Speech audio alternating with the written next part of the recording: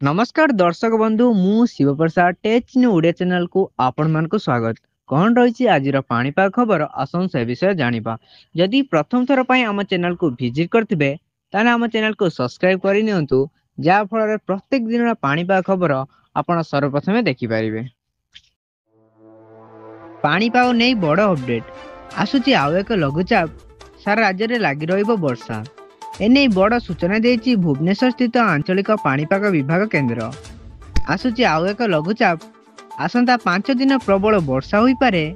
पाणीपाग केन्द्रर पूर्वानुमान अनुसार 30 तारिख बेलू उत्तर अंडमान सागर में एक घूर्णिबलय सृष्टि होबार संभावना रही। यार प्रभाव में अक्टोबर 1 तारिख एक लघुचाप क्षेत्र सृष्टि हेब।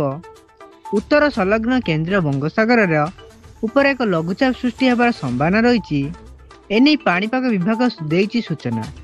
संभाव्य लघुचाप प्रभाव में राज्य में हुई पारे प्रबल वर्षा। आज पुणी वर्षार प्रकोप देखा मिल पारे। आसंता 24 घंटा पर सारा राज्य को बिजुली घड़घड़ी सह वर्षा को नहीं येलो वार्निंग जारी होईछि।